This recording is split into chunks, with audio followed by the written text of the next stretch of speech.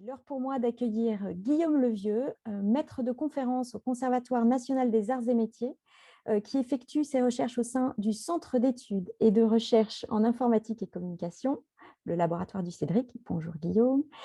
Il enseigne dans plusieurs formations centrées sur les jeux vidéo et les médias interactifs, notamment à l'Engmin à Angoulême, où il est responsable de la filière programmation. Ses recherches portent principalement sur l'adaptation automatique et la génération procédurale de systèmes de jeu.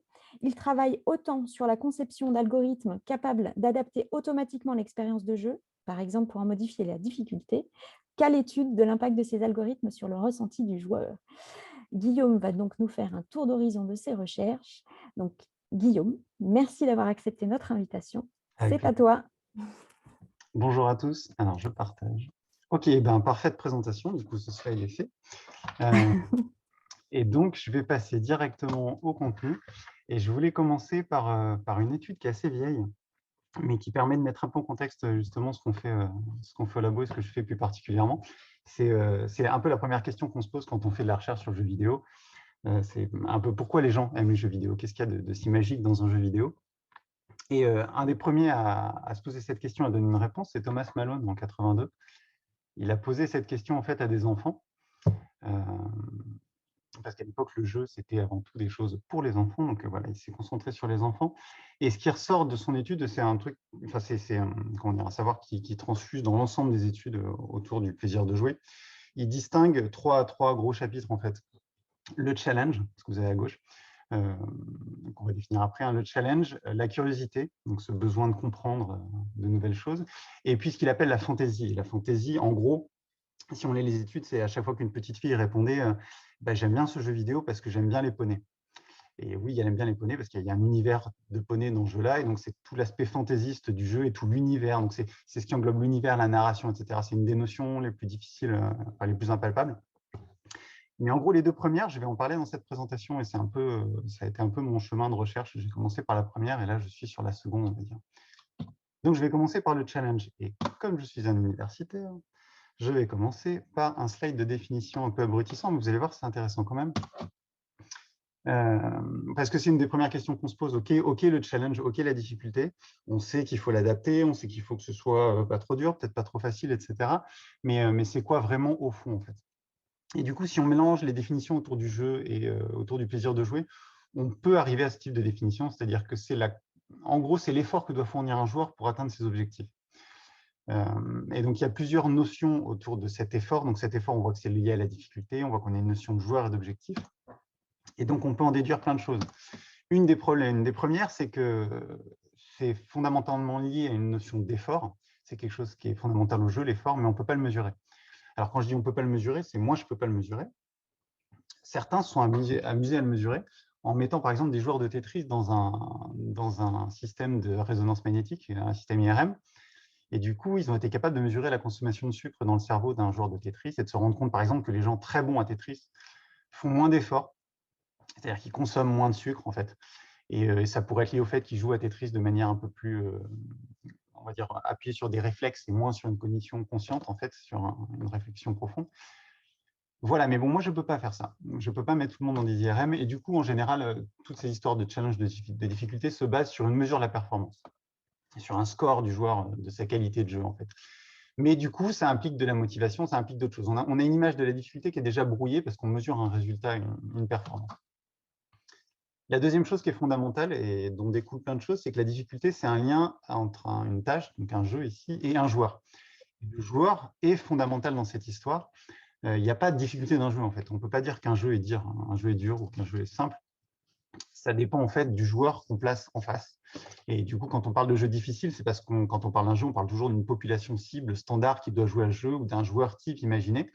Mais plus on raisonne, par exemple, en termes d'accessibilité, plus on élargit la cible d'un jeu, plus il faut prendre en compte le fait que voilà, un jeu, ça a des difficultés multiples parce qu'on va mettre devant des joueurs très variables. La dernière chose, c'est ce qui est lié à la notion de but. Et en fait, c'est plutôt quelque chose qui brouille un peu nos mesures. C'est qu'en gros, même si on regarde un joueur jouer, on ne sait pas exactement ce qu'il est en train de faire, en fait. On lui a fixé des objectifs qui sont plus ou moins clairs et qui sont de moins en moins clairs que les game design des jeux sont de plus en plus complexes et qu'on a des jeux à monde ouvert avec des quantités d'objectifs et de ce qu'on appelle des méta-objectifs, c'est-à-dire des objectifs peut-être que le joueur se fixe lui-même.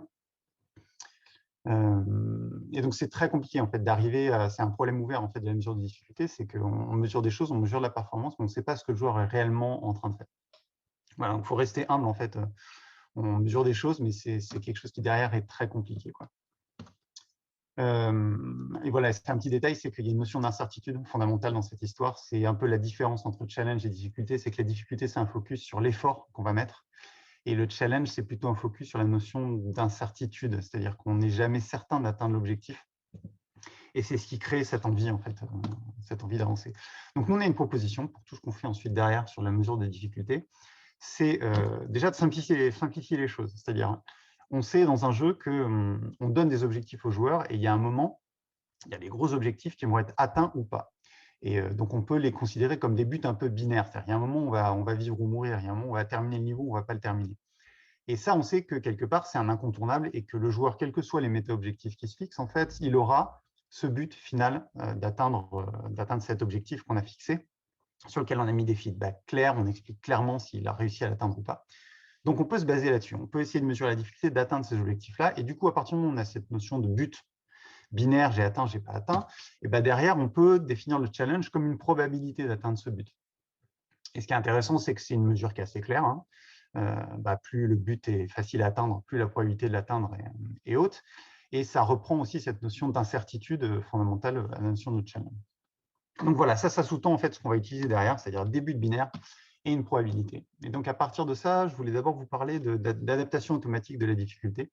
Parce que la mesurer dans le vide, c'est intéressant, mais en général, ce qu'on veut faire avec ça, surtout quand on est, comme moi, un informaticien qui travaille pour le jeu, on a envie de faire des systèmes automatiques, en fait, qui permettent d'améliorer les jeux. Et du coup, la DDA, l'ajustement dynamique de difficulté, c'en est un, qui est très simple. Hein. L'idée, c'est, en gros, il faut évaluer en permanence la performance du joueur et modifier les paramètres du jeu pour coller le plus possible à l'expérience qu'on avait prévue. Et ça permet justement de s'adapter à n'importe quel joueur. Si le joueur est vraiment entre guillemets mauvais ou a du mal à avancer dans le jeu, on va baisser la difficulté pour qu'il l'atteigne. En fait, on va baisser les paramètres du jeu, on va changer les paramètres du jeu pour qu'il ait la difficulté attendue. En fait.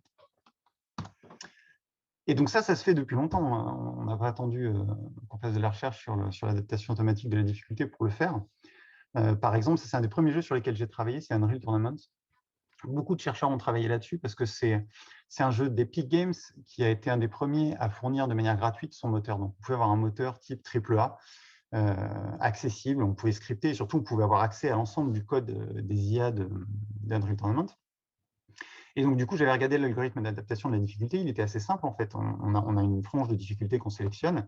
Et ensuite, c'est un jeu, donc là, c'est dans le mode Deathmatch. C'est un mode dans lequel, en gros, il faut détruire toutes les IA et les IA cherchent à nous détruire. Et à chaque fois qu'on arrive à détruire une IA, son niveau augmente. Donc, tous ces paramètres augmentent un petit peu. Et si elle arrive, à nous détruire, ces paramètres diminuent. Quoi. Donc, c'est un algorithme que nous, on appelle le plus-moins delta. C'est-à-dire qu'à chaque fois qu'il y a un résultat binaire, je suis mort ou l'IA est morte, on modifie légèrement les paramètres.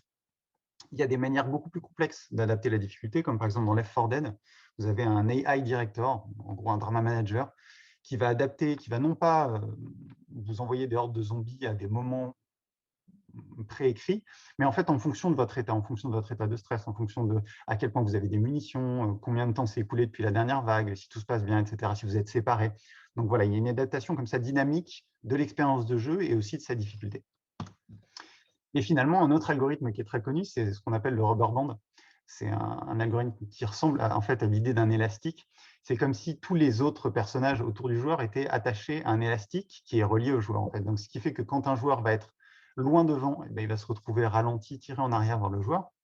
Et au contraire, tous ceux qui sont derrière vont être ramenés vers lui, ce qui va ramener tout le monde dans le pack en fait, et donner une expérience agréable. Donc, si vous avez déjà joué à Mario Kart, il n'y a aucune preuve spécifique que ça fonctionne comme ça, mais vous voyez bien que quand vous êtes les derniers, vous avez des items qui sont beaucoup plus puissants que quand vous êtes les premiers. Et du coup, c'est ce qui permet cet effet. Et donc, nous, on a un algorithme qu'on a dû mettre au point pour faire de la DDA, mais qui est beaucoup moins spécifique en fait. C'est-à-dire que chacun des algorithmes qu'on a vus fonctionne pour un jeu en particulier, mais on essaie de faire quelque chose de global. C'était dans le contexte d'un jeu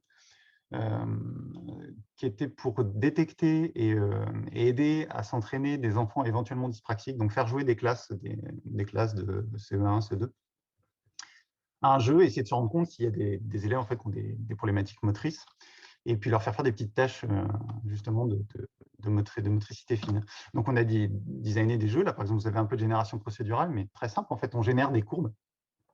C'est un jeu qui correspond un peu à de l'écriture, mais ce n'est pas de l'écriture, en fait. On ne voit pas les lettres, donc il n'y a pas ce côté un peu attention, on va faire de l'écriture. On suit des courbes, on trace des choses, il y a la motricité fine, et donc nous, il fallait adapter la difficulté de ces courbes à l'ensemble des élèves, sachant qu'il y avait potentiellement des élèves dyspraxiques, donc la nécessité vraiment de diminuer beaucoup la difficulté. Et donc, nous, voilà l'algorithme qu'on a proposé. En fait, c'est un algorithme qui commence avec le plus-moins delta. Donc, c'est celui dont je parlais tout à l'heure. En gros, si l'élève perd, eh ben, on baisse la difficulté. S'il gagne, on monte la difficulté. Et ça, c'est un algorithme qui vous permet de converger doucement vers une difficulté à peu près aux alentours de 50% de chance de réussite. Et ensuite, voilà, je ne vais pas rester longtemps dessus, mais on a une deuxième partie qui est une simple régression logistique. En fait, quand on a un objectif binaire, on peut construire une fonction qui mappe notre paramètre vers cette probabilité de succès. Et la seule chose qui est intéressante, ce n'est pas la régression logistique, c'est le fait qu'on a pris le parti pris d'utiliser qu'une seule variable pour driver toute la difficulté du jeu. Donc, on fait deux configs, la config jeu très simple, la config jeu très difficile. Et voilà, et on n'utilise qu'une variable qui permet comme un gros potentiomètre qui tourne toute la difficulté du jeu vidéo. Du coup, ça nous permet d'avoir très rapidement des résultats, et à peu près en 10 ou 15 essais, on arrive à avoir quelque chose, quoi. Et on se sert de cette variable pour setter correctement la difficulté du jeu en fonction du niveau du joueur. Voilà. Donc, on a testé ça sur un petit jeu. Je vois qu'il faut que j'aille vite, quand même. Mais c'est un petit jeu de shoot très simple qui se base sur un exemple fourni avec un moteur de jeu qui est connu, qui s'appelle Unity, avec des petits tanks. Et en gros, on a fait des IA pour les petits tanks ennemis. Et ces IA sont plus ou moins vicieuses et sont plus ou moins capables d'anticiper votre trajectoire et de tirer parfaitement bien. Donc, en gros, on a des IA qui sont très bonnes. Ensuite, on leur rajoute du bruit pour qu'elles soient plus ou moins idiotes. Et l'idée, c'était de faire une expérience là-dessus, de voir à quel point on arrivait avec un algorithme aussi simple à prédire la difficulté. Donc, on a fait une courbe de difficulté pour ce jeu. On a essayé de commencer avec une difficulté très basse, donc aux alentours de 20% de chances de succès, enfin d'échec, 20% de chances d'échec. Puis ensuite, on a fait des pics de difficulté à la fin qui faisaient 0,2, 0,5, 0,7, 5 fois. Donc, essayer de voir est-ce qu'on peut faire une difficulté assez basse. Et ensuite, est-ce qu'on est capable de créer des pics de difficulté de manière assez précise, en fait. On a fait jouer 37 joueurs, qu'on jouait 60 tours, etc. Et voilà ce qu'on obtient. Vous voyez qu'en fait, au début, on part d'une difficulté qui est assez basse, qui augmente petit à petit. Et en fait, en quasiment 1 minute 40, on arrive à avoir suffisamment d'échantillons pour commuter en fait, sur notre régression logistique et pour pouvoir commencer à exactement viser la difficulté qu'on veut.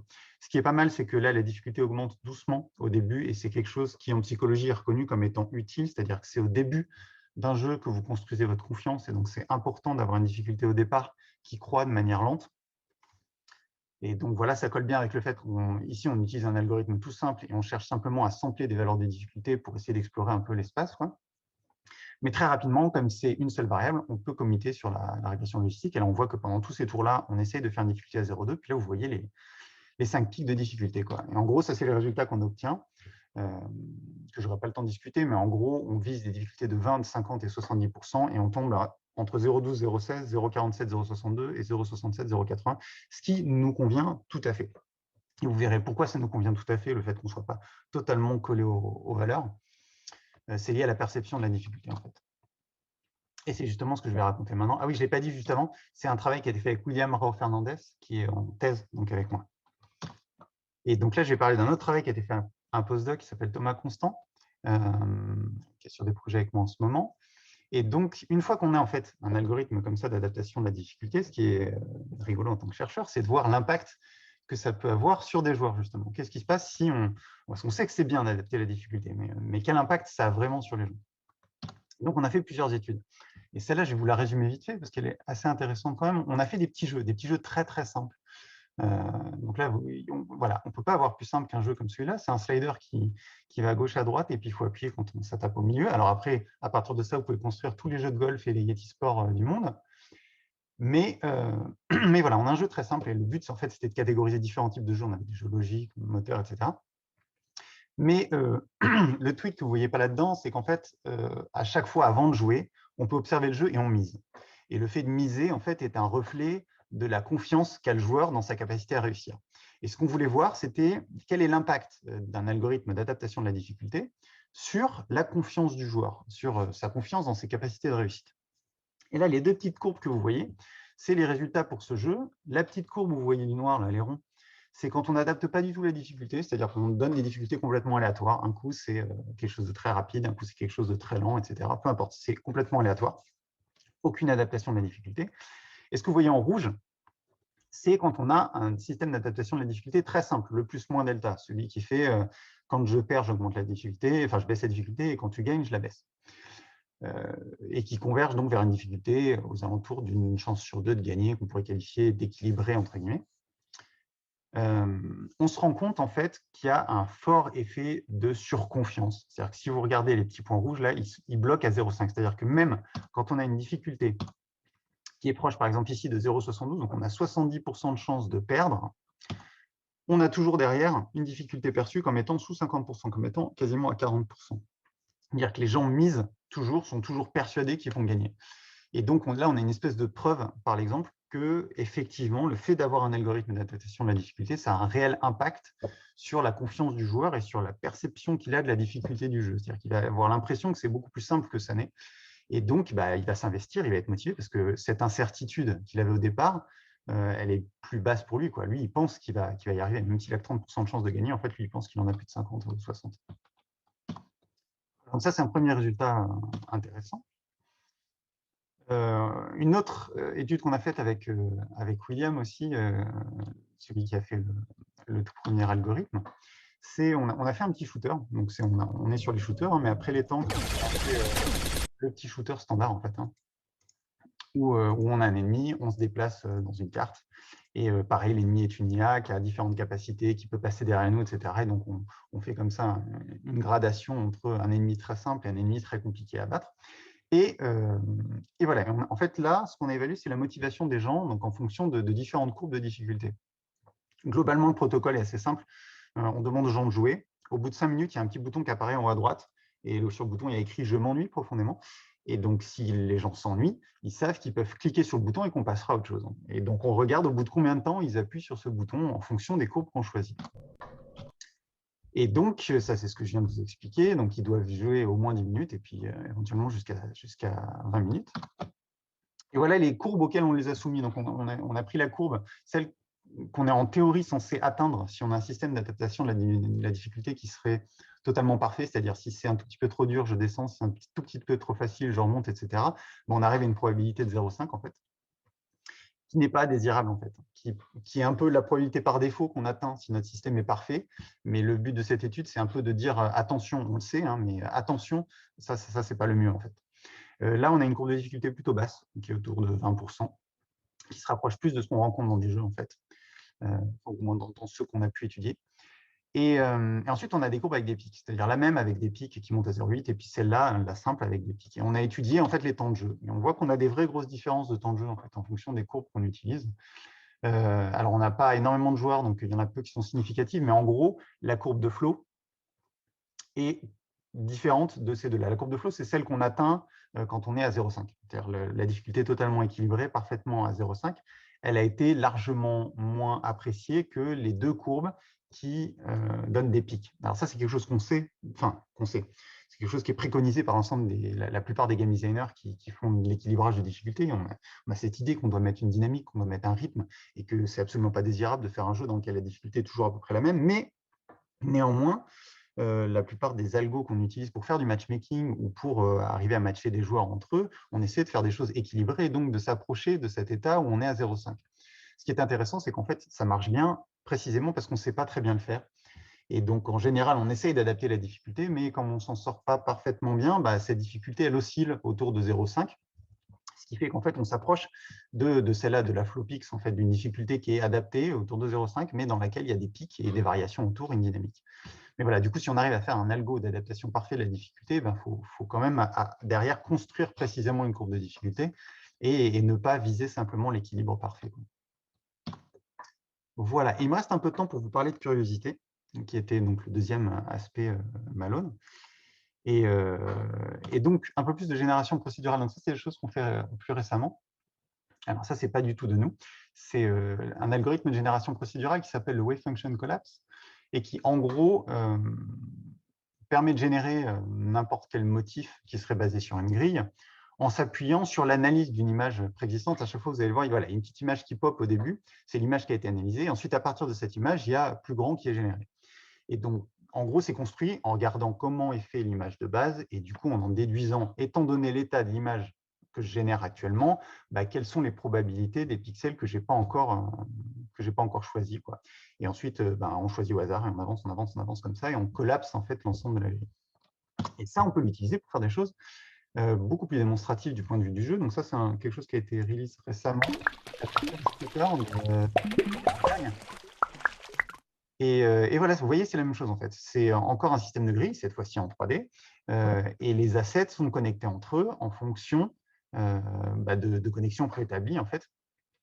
Et là, en plus, on a ce qu'on appelle une approche mixte, c'est-à-dire qu'on a un concepteur qui en même temps aide à choisir. En fait. Ce n'est pas l'algorithme qui choisit tout seul, c'est le concepteur qui clique à des endroits en disant à cet endroit, je veux que tu fasses un choix, et je contrains un peu le choix en disant je veux tel type d'asset en fait.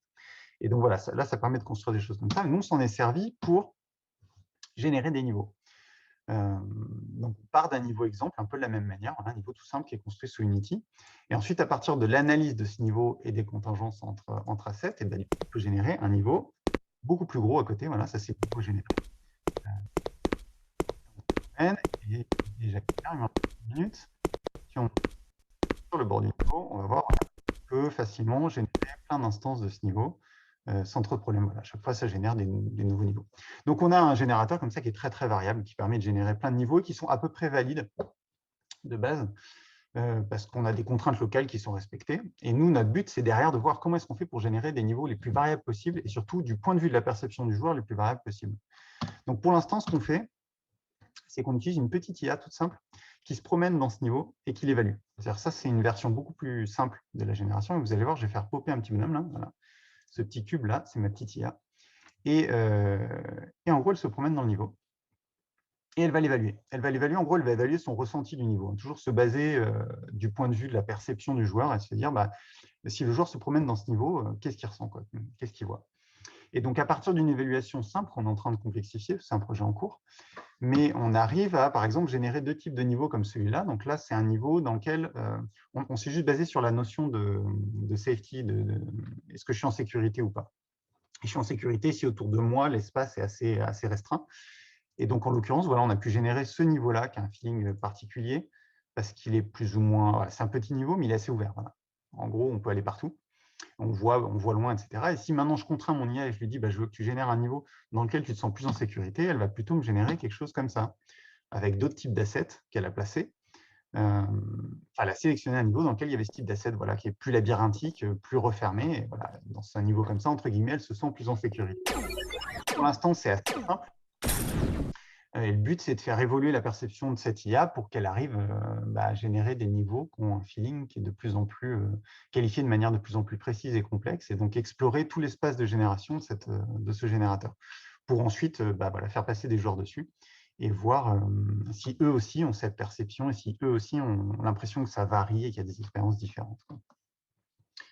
Et c'est génial, je suis à 20 minutes et j'arrive à la fin. Donc voilà, je vous représente l'équipe globalement, tous ceux qui ont travaillé sur ces sujets. Donc ça, c'est moi, mais à côté, vous avez Thomas, Thibaut. Donc, je n'ai pas pu présenter ses études, mais c'est aussi très intéressant. C'est sur le lien entre la motivation et la difficulté. Mais lui, il a travaillé en partenariat avec Ubisoft et il a pu étudier The Division et Rayman Legends et faire des liens entre difficulté et motivation. Et puis William et Raphaël qui sont tous les deux en thèse, lui sur la génération procédurale de contenu, donc les dernières algos que vous avez vues, et William sur l'adaptation dynamique de difficulté, en particulier le projet d'ISAP. Voilà, je vous ai mis des petites références et je suis disponible pour répondre à vos questions. Merci beaucoup, Guillaume. Alors, pour les questions, on va attendre un petit peu. On va laisser Rémi Laborie parler d'abord, mais merci beaucoup pour ce talk très riche et très intéressant. Donc, comme je le disais, je passe tout de suite la parole à notre deuxième invité ce matin, donc Rémi Laborie. Rémi Laborie, qui est Associate Lead Data Scientist pour les studios de production français d'Ubisoft, studio à l'origine de jeux tels que Just Dance, The Crew, Steep, Ghost Recon, Rayman, Beyond Good and Evil 2, Mario et Rabbids, etc. Donc, ça fait 6 ans que tu es à Ubisoft. Donc, Rémi accompagne le développement de jeux variés en analysant le comportement des joueurs pour permettre aux designers et aux exécutifs d'améliorer les jeux des studios ou créer de nouvelles expériences plus personnalisées pour les joueurs. Rémi va nous les illustrer comment l'utilisation de l'analyse du joueur, justement, du machine learning et des sciences cognitives permettent d'accompagner le processus de création automatisé du gameplay. Rémi, merci d'avoir accepté notre invitation. C'est à toi. Et merci pour cette parfaite introduction qui me fait gagner du temps. Donc, du coup, un mot supplémentaire par rapport à cette introduction. J'appartiens à une équipe transverse au sein de Player Analytics France. Et notre objectif, c'est d'accompagner les productions françaises donc, que tu as pu citer sur la collecte de leurs données joueurs. Donc, quelles sont les armes qui sont utilisées, quels sont les niveaux qui sont plus compliqués, quand est-ce que les joueurs arrêtent de jouer, mais aussi l'analyse de leurs données, de ce qu'on appelle données de production. Donc, quelles sont les fonctions qui prennent du temps, quels sont les endroits des open world qu'on va chercher à optimiser. Et en tant qu'équipe data science, on va supporter ces différents use cases en utilisant l'analytique avancée comme l'inférence statistique, du machine learning, de la data science. Donc, aujourd'hui, je vais parler de génération procédurale, génération automatique, et en particulier génération automatique de gameplay. Ce que je vais appeler gameplay pour simplifier, c'est des niveaux jouables, c'est des missions. Et je vais parler de la place de l'analytique, mais l'analytique au sens assez large, donc machine learning, data science, sciences cognitives, comme tu le disais. L'idée, c'est de survoler un peu ce sujet, donc ça sera un peu simplifié. Je ne parlerai pas de l'ensemble des sujets, et Guillaume a parlé de certains sujets très intéressants dont je ne vais pas parler aujourd'hui. L'idée, c'est de voir un peu quelle est la place de l'analytique d'un côté et de la génération procédurale de l'autre dans nos jeux aujourd'hui à Ubisoft et ailleurs dans l'industrie, et de voir comment est-ce qu'on peut mettre en place un protocole, une série d'étapes pour générer du contenu jouable en utilisant les différentes méthodes que j'ai citées. Donc l'analytique, je pense que ça surprendra personne, ça fait un moment que c'est utilisé dans les jeux vidéo pour regarder sur un jeu linéaire quelles sont les missions qui sont les plus difficiles, combien de temps il faut pour compléter le jeu et compléter chaque mission, quand est-ce que les joueurs vont arrêter de jouer, et c'est assez important pour pouvoir être en mesure d'améliorer notre jeu, de comprendre ces éléments-là. Donc là, on le voit sur un jeu linéaire comme Rayman, avec des fausses données, tout est faux ici, mais on comprend l'idée. En réalité, nos jeux sont plus complexes. Les jeux de l'industrie sont plus complexes aujourd'hui. L'une des forces d'Ubisoft, c'est ces open world. Donc, c'est ces mondes dans lesquels on peut se promener à l'échelle d'une ville, d'un pays, d'une planète ou d'une galaxie. Donc, l'enjeu pour les développeurs, les designers, c'est de créer un monde qui soit suffisamment complexe, suffisamment riche, mais ensuite, quand on le sort, de comprendre comment est-ce qu'il peut être consommé. Donc, on va avoir des joueurs qui vont se concentrer sur des missions principales, on va avoir des joueurs qui vont récupérer beaucoup d'items pour être plus forts et ensuite attaquer les missions principales en étant beaucoup plus efficace. On va avoir des joueurs qui vont se promener dans notre monde et qui vont se mettre en blanc, se mettre dans la neige et dire qu'ils sont pendant la guerre froide, même si ce n'est pas du tout le setting du jeu. On arrive à identifier ces joueurs-là. Donc, l'enjeu, c'est vraiment de comprendre comment est-ce que le jeu est utilisé, quel impact ça a sur la difficulté, sur le temps de complétion, sur l'appréciation aussi. Et l'analytique a toute sa place. Un autre enjeu pour pouvoir créer ces mondes qui sont de plus en plus grands et qu'on cherche, on cherche à faire en sorte qu'ils soient réalistes, c'est d'utiliser des méthodes plus automatisées comme la génération procédurale. Je vais juste survoler ce sujet. Il a déjà été présenté par Benoît Martinez à de nombreuses occasions et d'autres personnes à Ubisoft sur Ghost Recon, par exemple. L'idée de la génération procédurale, c'est de générer une topographie, de placer avec des règles, des routes, des lignes téléphoniques, de placer des bâtiments, des voitures, tout ça de manière le plus automatisée possible pour ensuite revenir manuellement sur les zones qui vont nous intéresser, qu'on va chercher à améliorer en prenant en compte tout un tas de règles physiques, de règles probabilistes pour rendre ces mondes plus réalistes. Et là aussi, c'est un enjeu de recherche qui est déjà discuté. L'enjeu d'un point de vue analytique, c'est de savoir comment on peut supporter l'analyse de ces mondes, qui sont donc des mondes qui sont assez importants, qui ont été générés en partie automatiquement, et en plus dans lesquels on va mettre des systèmes pour les rendre plus réalistes. Donc on peut imaginer un système de jour et de nuit qui va impacter l'agenda des NPC, donc des personnages non jouables. Pendant la nuit, les NPC vont se retrouver dans les bâtiments, ce qui fait que si un joueur attaque un camp sur Ghost Recon de nuit, ça sera peut-être plus facile, ou en tout cas plus facile avec certaines stratégies. À ça, on va rajouter la vie animale. Donc, sur certains jeux, on peut imaginer que des animaux vont attaquer les ennemis à notre place parce qu'ils passent pas loin. Et donc, du coup, si on attaque à ce moment-là, d'autres stratégies vont être efficaces, mais il peut y avoir des patrouilles aussi. Donc, tous ces éléments font qu'on a du mal à savoir exactement ce qui se passe à l'instant T sur le jeu. Et c'est important de se munir d'outils pour le faire. Je vais juste détailler 2 outils qu'on a développés, mais le champ d'analyse est assez immense.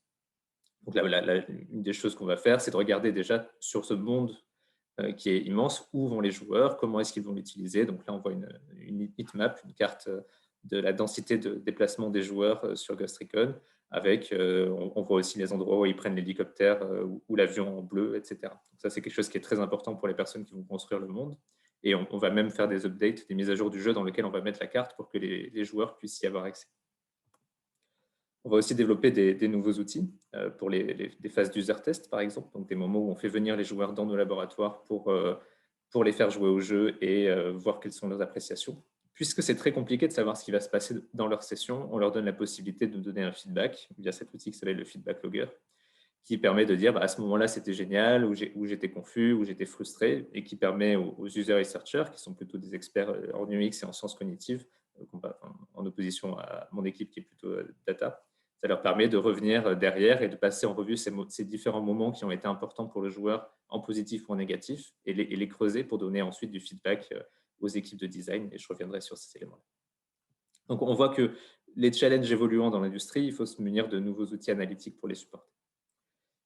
Un des sujets dont je vais parler aujourd'hui, c'est comment est-ce qu'on prend ces mondes qui sont le plus réalistes possible, qui sont assez grands en termes de taille, et comment est-ce qu'on les peuple de contenu intéressant pour le joueur. Et c'est là où je vais parler de gameplay, donc c'est-à-dire d'objectifs.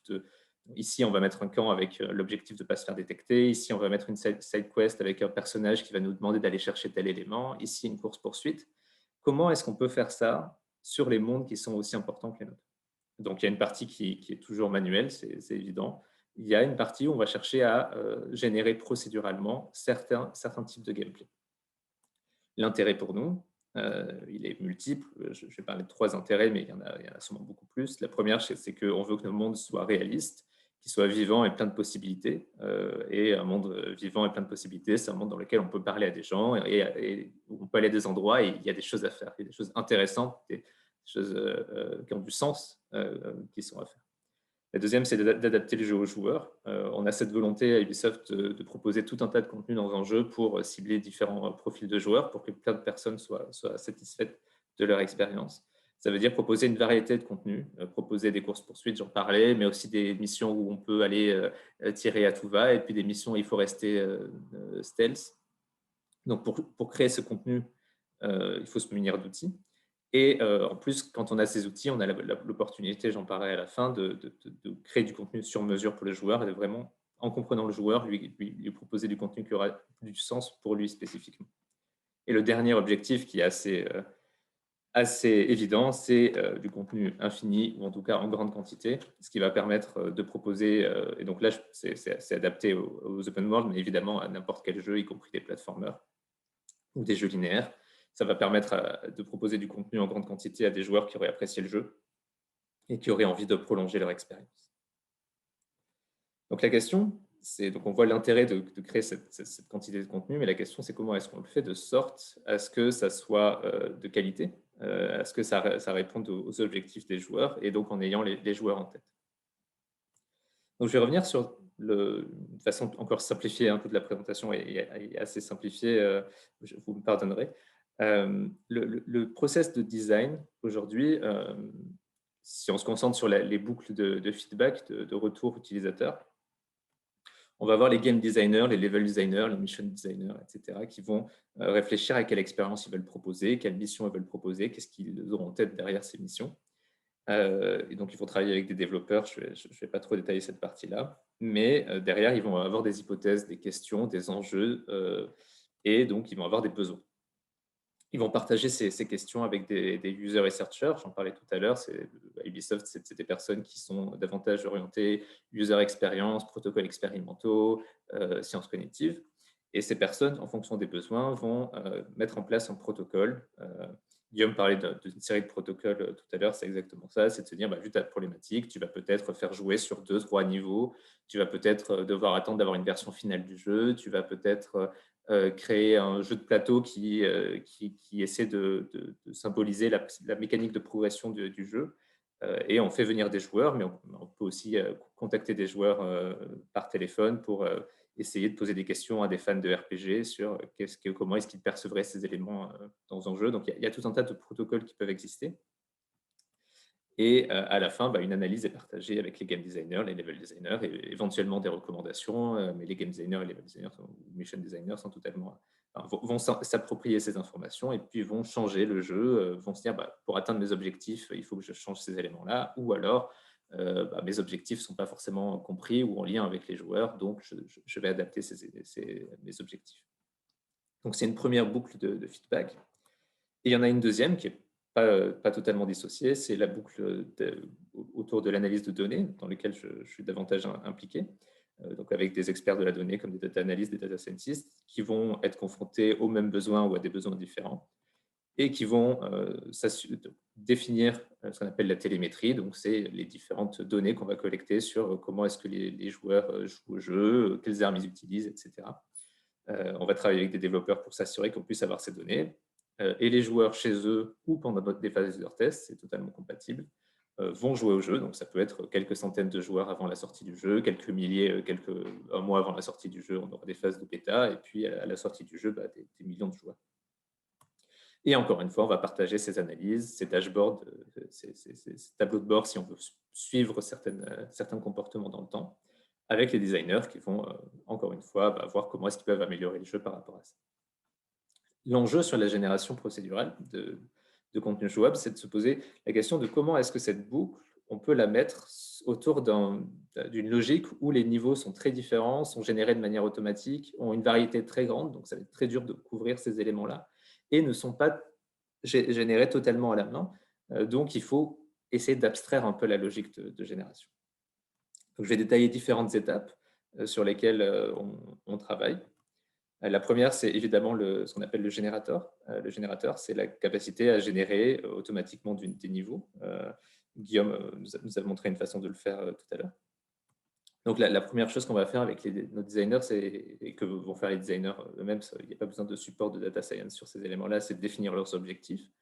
Je cherche à générer du contenu pour que les joueurs qui ont terminé le jeu puissent continuer à jouer au jeu à la fin de leur expérience. Je veux générer des missions qui vont supporter la progression du joueur tout au long de l'expérience. Je veux que la difficulté soit progressivement plus difficile parce que ça doit suivre ma courbe. Je veux surprendre les joueurs et leur exposer de nouvelles mécaniques de jeu. Tout ça, c'est assez important que ce soit clair pour qu'on puisse définir des générateurs qui répondent à ces problématiques. Ensuite, les designers vont rationaliser leur processus de design. Donc, ils vont passer d'une étape où ils font les choses de manière intuitive. Ils ont tout un tas de méthodes, mais c'est eux qui le font. Ils sont seuls confrontés avec les outils qui ont été mis à leur disposition dans la production. On passe de cette étape à une étape où il faut qu'en appuyant sur un bouton, j'ai une mission, pour caricature. Donc, du coup, ils vont détailler leur processus en une série de règles, d'étapes, qu'ils vont ensuite implémenter avec des développeurs qui vont développer ce générateur. Dans la recherche à cette étape sur le générateur, en particulier côté data science et machine learning, on voit des algorithmes qui vont générer des niveaux de Mario ou Zelda, comme des GAN ou des algorithmes de génération textuelle qui vont être appliqués à des niveaux, des auto-encodeurs, etc. Il y a tout un tas d'algorithmes qui existent. Dans l'industrie, pour l'instant, ce qu'on va plutôt utiliser, c'est des règles. Donc, c'est des séries d'objectifs, c'est des séries de positionnements qu'on va choisir aléatoirement et en combinant pas toujours aléatoirement, parfois avec des règles, on va retrouver des niveaux. Donc, aujourd'hui, le machine learning et des méthodes plus avancées vont plutôt être utilisées sur des éléments assez micros, mais aussi sur la suite du pipeline. En revanche, il y a des solutions qui existent. Guillaume parlait des Web Function Collapse. Il y a aussi donc, la programmation sous contrainte qui est utilisée pour générer des donjons, par exemple. Donc là, on voit une illustration d'une génération de donjons qui est faite entre Beyond Good and Evil 2 et le Labri à Bordeaux. L'idée, c'est de pouvoir, en fixant des contraintes sur un donjon, j'ai envie d'avoir tant de salles de reward, j'ai envie que le donjon s'enchaîne de telle manière, pouvoir avoir une variété qui respecte ces contraintes. Et c'est la contrôlabilité qui va être stratégique aujourd'hui dans la génération de contenu. Et ensuite, on va avoir une première boucle de feedback. Et ensuite, tout au long du processus, on va continuer à en avoir. La première boucle, ça va être vraiment d'essayer d'évaluer comment est-ce que ces premiers générateurs sont perçus, quels impacts ils ont sur l'expérience utilisateur, comment est-ce qu'on peut est-ce qu'ils sont en mesure d'atteindre nos objectifs design et qu'est-ce qu'il faudrait modifier dans le générateur pour que les joueurs perçoivent des différences, quels sont les paramètres qui ont le plus d'impact, etc. Et donc là, on parle vraiment encore une fois, d'user test, d'experts en user experience et sciences cognitives. Ensuite, la deuxième étape, une fois qu'on est satisfait de notre générateur, c'est essayer de l'optimiser. L'optimiser, c'est vérifier que c'est filtré, c'est amélioré. Généralement, ce qui est fait, en particulier au niveau de la recherche, c'est s'assurer de la faisabilité des niveaux. Donc, on va par exemple, sur un jeu, prendre un algorithme de pathfinding comme un Astar et vérifier qu'il y a un chemin entre le début et la fin du niveau, donc il est faisable. Ça permet déjà d'élaguer une partie des niveaux. C'est moins facile de déterminer ce que ça veut dire être faisable sur un niveau, sur des jeux comme Ghost Recon ou autre. Ce qu'on va aussi développer, c'est des IA, donc que ce soit des IA scriptées ou des IA qui apprennent par renforcement, reinforcement learning, pour tester ces niveaux de manière automatique. Parce qu'on le disait, ça nous crée une quantité de niveaux qui est assez importante. On n'aura jamais assez de joueurs pour tester ça avant de sortir le jeu. Donc, l'idée, c'est de prendre des IA, de les faire jouer au jeu et de regarder si nos intentions design, donc que ce soit en termes de difficulté, en termes de faisabilité, en termes d'approche, sont respectées. Donc là, ici, on voit une IA qui est développée par une personne en thèse dans mon équipe qui à gauche, à droite, c'est la même intelligence artificielle qui a été entraînée, mais on paramétrise le comportement qu'on attend d'elle. Donc à gauche, on lui demande de garder ses 3 héros en bleu groupés et à droite, on lui demande de les espacer.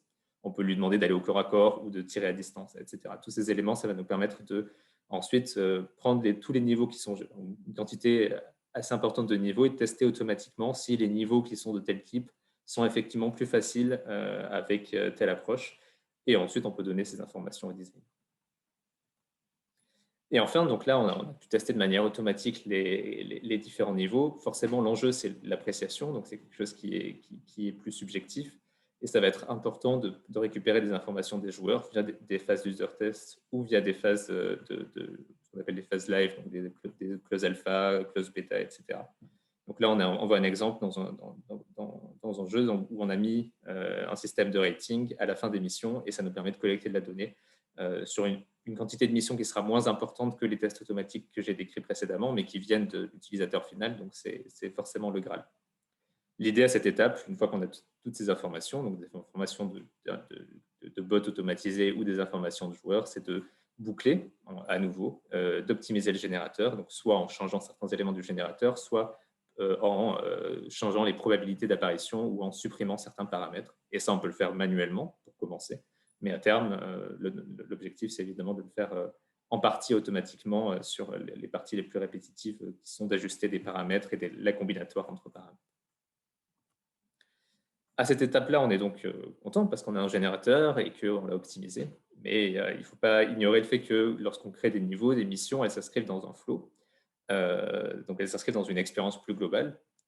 Les designers auront peut-être envie de générer des niveaux qui ont une difficulté croissante avec les pics de difficulté dont parlait Guillaume tout à l'heure.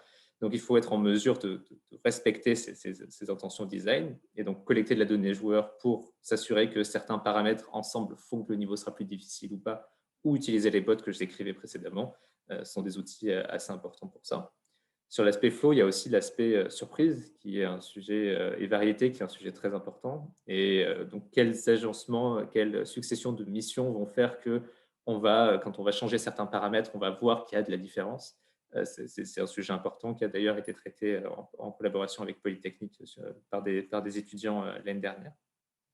Et enfin, il y a un autre élément qui est assez important, c'est la narration.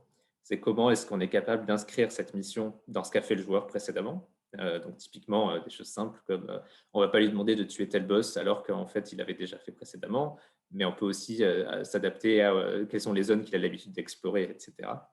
Et créer de la narration, donc, pas seulement au sein de son expérience, mais au sein de la mission en elle-même, de sorte que l'objectif et les paramètres qu'on a mis ensemble aient du sens. Donc, comment est-ce qu'on contextualise et comment est-ce qu'on présente la mission au joueur via cette narration, c'est aussi un enjeu. Et la dernière étape, c'est adapter aux joueurs. Jusqu'à présent, on parlait d'optimisation massive, d'optimisation sur l'ensemble des joueurs via des user tests, via des bots, via la collecte de données. Mais je le disais, quand on design un jeu, on a l'objectif qu'il plaise à une quantité de joueurs assez importante et ces joueurs vont chercher des choses différentes dans le jeu. Donc, avec de l'analyse de données, avec des clusterings, on peut identifier des joueurs qui vont se concentrer sur la mission, des joueurs qui vont chercher à se concentrer sur l'open world, à explorer le monde sans forcément rentrer dans certaines boucles de design. Et on va donner ces feedbacks aux designers. L'idée, c'est qu'on peut utiliser ces informations, ces comportements joueurs pour changer le générateur lui-même. Et en fait, c'est un raisonnement, c'est une série de technologies qu'on va mettre en place. Je vais prendre un exemple en parlant de Just Dance, par exemple, où on sait qu'on a des joueurs qui vont avoir des goûts différents. On sait qu'on a du contenu différent qui est déjà produit pour ces joueurs. Donc, on va personnaliser l'expérience de jeu, on va personnaliser l'interface de sorte à mettre en avant du contenu pertinent pour l'utilisateur de manière unique et lui permettre d'optimiser l'expérience de cette façon. Donc, cette logique, on peut totalement l'appliquer à la génération procédurale, alors pas nécessairement dans Just Dance, bien sûr, mais cette logique de se dire, on a des informations sur le joueur, on a un générateur qui, avec des paramètres, va créer des niveaux. C'est totalement possible d'optimiser ce générateur et forcément, c'est ce qu'on a en tête. L'idée derrière ça, c'est d'être en mesure pour un joueur qui a ignoré 3 fois des courses-poursuites, de ne pas lui donner une course-poursuite supplémentaire. C'est adapter la difficulté en fonction du joueur, en fonction des paramètres de la mission d'un côté, de l'historique de jeu du joueur. On sait que mettre 10 ennemis sur le niveau, ça sera peut-être trop compliqué. Donc, tous ces éléments de personnalisation sont faisables avec la génération procédurale, avec les générateurs tels qu'on les a définis précédemment. Donc, du coup, on voit que donc j'ai survolé ces sujets, je ne suis pas rentré dans le détail sur tout ce qu'on fait et tout ce qu'on fait et tout qu'on aimerait faire dans le futur, mais on voit que c'est un condensé de recherche, de sujets de recherche à la fois sur les sciences cognitives, comment c'est perçu, comment est-ce qu'on met en place des protocoles pour évaluer ces éléments-là, des sujets de data analyse, data science sur comment est-ce qu'on peut collecter de la donnée, comment est-ce qu'on peut optimiser, des sujets de machine learning sur comment est-ce qu'on peut utiliser des algorithmes pour tester les niveaux, pour générer ces niveaux. Et c'est une collaboration donc. J'ai parlé de quelques collaborations avec la recherche, mais aussi en interne, parce que ça demande une expertise de design, de développeur, d'user research, data analyst, data scientist, je l'ai dit un certain nombre de fois. Donc, c'est des sujets qui sont passionnants et qui vont permettre de créer des nouveaux types de jeux et qui demandent une coordination et une innovation assez importante. Et j'en ai fini, et je crois que niveau temps, on est pas mal. Je ne me suis pas fait taper sur les doigts, donc tout va bien. Non, on n'est pas comme ça. Merci beaucoup Rémi, merci, c'était également passionnant et effectivement, nous avons plein de questions qui sont apparues. Donc, je vais laisser la main à Pierre Alban pour piloter la séance de questions. Ouais, merci à tous les deux pour vos présentations. Je vais commencer par une question pour Guillaume. Une question de Paloma, une spectatrice qui dit « Outre la confiance-motivation, est-ce que vous vous intéressez à d'autres variables comportementales? Est-ce que la recherche s'intéresse à une mesure de la fantaisie, par exemple ?» La fantaisie entre gros guillemets. Alors, oui, il y a 2 questions dans la question. Le côté confiance-motivation, c'était ce qui est lié au challenge. Et oui, c'est une première étude. Mais là, par exemple, ce qu'on fait sur la variabilité, c'est autre chose que de la confiance et de la motivation. C'est plutôt le sentiment de nouveauté, en fait. On sait générer des choses. On sait que formellement, ce qu'on génère est censé être différent parce que les assets sont pas au même endroit. Mais après, comprendre la perception d'un niveau par un joueur, c'est qu'est-ce qui compte en gros pour lui? Si j'ai déplacé cette voiture de 100 mètres vers la droite ou de 10 mètres vers la droite, est-ce que c'est quelque chose d'important ou pas? Là, on pourrait avoir des liens avec est-ce que c'est utile pour le gameplay ou pas, mais c'est peut-être un asset qui est très visible, peut-être que ça change la composition de l'image, il y a peut-être plein de choses. Donc, en gros, oui, ce sentiment de nouveauté, c'est quelque chose sur lequel on travaille. Et du coup, ça peut rejoindre un peu cette notion de fantaisie. Et une autre manière d'attaquer cette histoire de fantaisie, c'est tout ce qui concerne la narration interactive. J'en ai pas parlé, mais c'est quelque chose qu'on a aussi travaillé. Par exemple, j'ai un thésard qui a travaillé sur la narration émergente dans Minecraft et comment se construit la narration dans ce type de jeu. Et ça, c'est plus ce qu'on pourrait rapprocher de l'univers de jeu et de la construction de l'imaginaire du joueur dans différents types de jeux. Et justement, la génération procédurale a beaucoup de choses à dire du point de vue de la construction de l'univers de jeu et du côté du joueur et voilà, et dans son ressenti. Donc oui, il y a d'autres choses il y a plein d'autres choses à creuser, quoi, qui sont peut-être moins balisées, mais très intéressantes. Ok, je te remercie. J'ai une autre question pour toi de Viviane Gall. Donc, par rapport à la difficulté et la confiance, euh, est-ce que vous avez appliqué une stratégie contraire lorsque le joueur semble avoir trop confiance en lui afin de provoquer une réaction émotionnelle? Et est-ce que vous avez pu le mesurer et si oui, comment? C'est quelque chose qu'on aimerait bien faire. Là, le but du jeu, c'était de mettre en évidence ce mécanisme de surconfiance.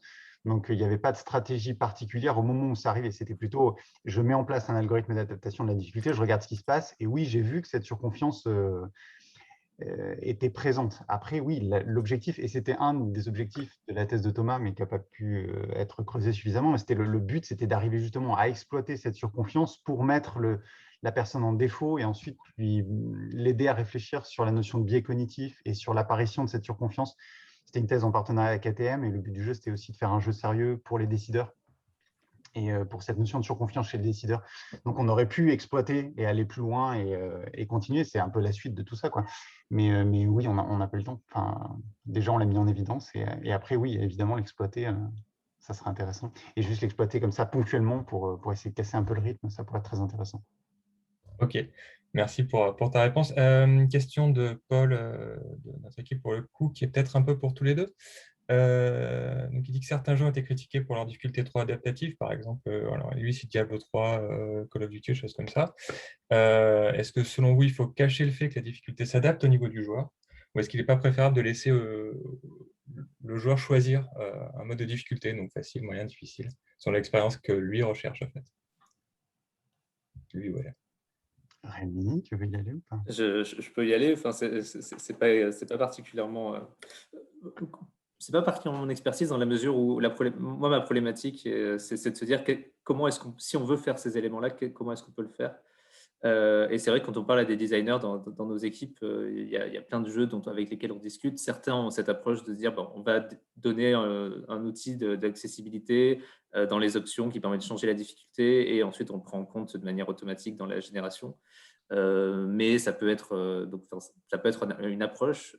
Sur certains types de jeux, on ne va pas vouloir changer la difficulté parce que c'est compétitif, donc on n'a pas envie de personnaliser ça, on n'a pas envie que les joueurs, parce ils ont des performances différentes et une expérience différente, parce qu'à la fin, sur le leaderboard, ça ne marche pas. Je pense que ça dépend vraiment des types de jeux, ça dépend aussi de la fantaisie. Donc typiquement, on peut imaginer que si on a on explique qu'on a une intelligence artificielle, qu'on combine une intelligence artificielle, ça a du sens qu'elle s'adapte à nous et ça devient un élément de fantaisie fort. Donc c'est vraiment au cas par cas. Et l'enjeu, c'est d'être en mesure de supporter ça. Et ensuite, comment est-ce qu'on l'implémente? C'est vraiment au designer de s'en emparer. Ok. Guillaume, quelque chose à ajouter ou... Je suis tout à fait d'accord. Il a très bien répondu. Enfin, je pense que c'est un outil avant tout, et on ne peut pas avoir de réponse globale sur les jeux doivent-ils être difficiles, les jeux doivent-ils être accessibles. C'est très compliqué. C'est un objet d'art, c'est créé par un auteur, et si un auteur a envie de faire un jeu qui est super difficile, auquel personne ne peut jouer, qui est complètement cryptique, il ne fera pas du tout d'adaptation dynamique de la difficulté, il aura des settings complètement étranges. Personne n'arrivera à jouer, et c'est un peu peut-être, voilà, on parle souvent des Dark Souls dès qu'on parle de difficultés dans les jeux vidéo, et voilà, et du coup on a une espèce d'admiration pour les gens qui arrivent à jouer à ces jeux d'une complexité folle. Et après il y a des jeux dans lesquels on a envie, voilà, de fournir une expérience, et on a envie que le plus grand nombre y ait accès dans un setting particulier, et dans ce cas-là, oui, adapter les difficultés, ça permet d'ouvrir ce jeu à tous. Donc voilà, c'est un outil, un marteau, c'est pas bien ou pas bien, quoi. C'est juste, faut taper sur la bonne chose avec. Donc nous, on essaie de faire des outils, mais on ne préconise pas spécifiquement le fait de l'utiliser ou de ne pas l'utiliser. Okay. Merci, merci. Une question de Adrien Peloff, plutôt pour Rémi. Donc selon toi, à quel moment de la production le genre d'outils que tu présentes, donc par exemple les heatmaps, a fait de être mis en place? En fait, c'est à tout moment de la production. C'est-à-dire que dès les premiers user tests, on va commencer à collecter de la donnée pour savoir quelles sont les armes utilisées, etc. Et puis, on va commencer à faire des heatmaps, mais elles seront moins robustes, mais ça donnera déjà une première information.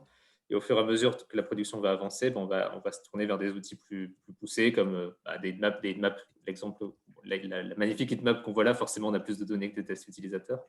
mais c'est vraiment progressif. Donc, ça va de la phase de conception où on va accompagner les premiers prototypes jusqu'à la phase en post-launch où on a des millions d'utilisateurs. On va savoir exactement est-ce qu'il y a plus de 5% de joueurs qui vont être intéressés par tel élément. C'est juste des outils différents avec une quantité de données différentes. Ça va d'abord être des data analysts qui vont travailler là-dessus parce qu'on va être confronté à peu de volumétrie. Et puis, quand la volumétrie va être importante, à un moment, il y aura les data scientists qui vont être impliqués. Voilà, c'est vraiment… Et il y a une présentation d'ailleurs sur Ghost Recon de Youssef Benzegadi qui présente ça très bien sur du début à la fin de la vie du jeu, comment est-ce que l'analyse a été utilisée. Ça donne une bonne vision de ça. Ok, merci aussi. Je vais, alors c'est une question plus de moi pour le coup, un peu dans le prolongement là-dessus. C'est l'utilisation des analytiques que vous faites.